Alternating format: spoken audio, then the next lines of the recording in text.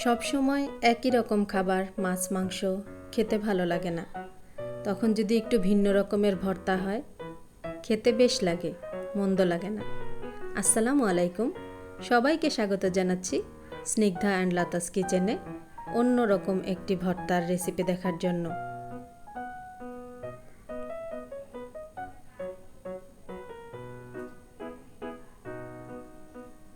আমার আজকের রেসিপি মাংসের শুটকির ভর্তা। এখানে আমি গরুর মাংসের শুটকি নিয়েছি এবং এগুলোকে ছোট ছোট করে কেটে নিয়েছি। আর এই মাংসের শুটকি কিভাবে করতে হয় আমি অন্য একটি ভিডিওতে আপনাদের সাথে শেয়ার করব। আমি প্রথমে এই শুটকিগুলোকে ছোট ছোট করে এভাবে কেটে নিয়েছি, বা আপনারা পাটার মধ্যে ছোট ছোট করে করেও নিতে পারেন। আমি এভাবে নিয়েছি। এখন আমি পুরো প্রসেসিং শুরু করব। আমি একটি ফ্রাই প্যানে 1/2 টেবিল চামচ পরিমাণ তেল দিয়ে দিচ্ছি।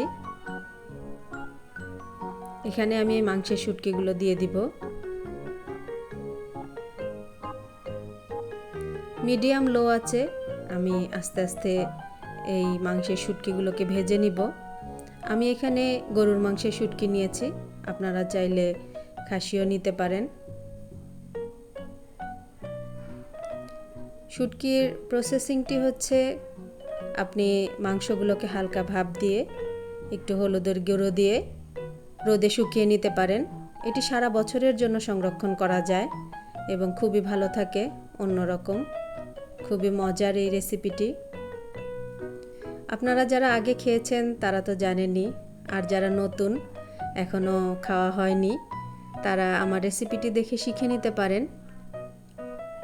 মূলত এই রেসিপিটি উত্তর অঞ্চলের অর্থাৎ রংপুর অঞ্চলের ওখানের খুবই জনপ্রিয় এবং প্রসিদ্ধ একটি খাবার। এই ভর্তাটি খেতে খুবই মজাদার, গরম ভাত বা পোলাও যে কোনো কিছুর সাথে খেতে অনেক ভালো লাগবে। আমার শুটকিগুলো ভাজা মোটামুটি শেষ। এখন আমি কয়েকটি কাঁচা মরিচ একই ফ্রাই প্যানে সামান্য তেল দিয়ে একটু ভেজে নিব।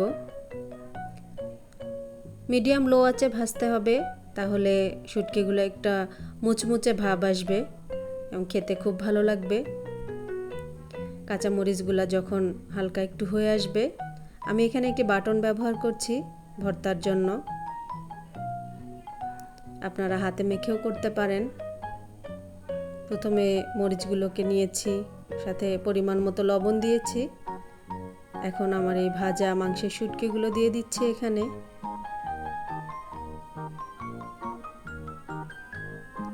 মরিচের সাথে শুটকিগুলো খুব ভালোভাবে মিশিয়ে নিচ্ছি। 1 কাপ পরিমাণ পেঁয়াজ কুচি দিয়ে দিচ্ছি।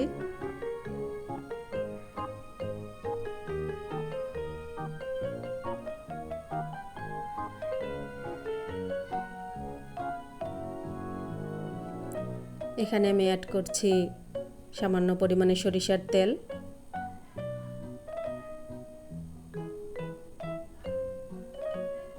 ভর্তাটি দেখতে খুবই লোভনীয়।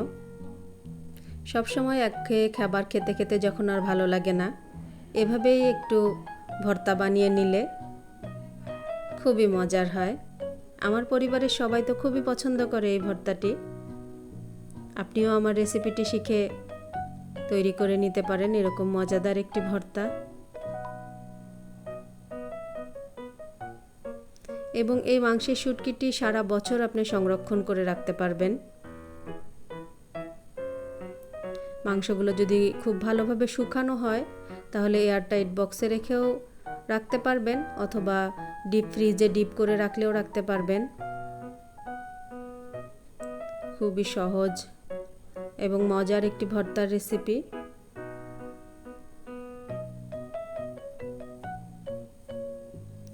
আমার রেসিপিগুলো সবসময় চেষ্টা করি আপনাদের জন্য খুবই সহজভাবে এবং মুখরোচক যেন হয় মজাদার রেসিপি উপস্থাপন করতে।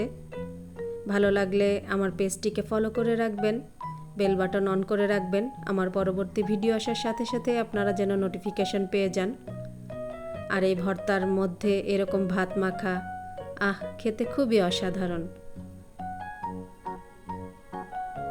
আপনারাও বাসায় ট্রাই করে দেখবেন। সবাই আমার জন্য দোয়া করবেন, আমি যেন ভালো থাকি এবং আপনাদের জন্য নতুন নতুন রেসিপি নিয়ে আসতে পারি। আবারও দেখা হবে নতুন কোনো রেসিপিতে। আল্লাহ হাফেজ।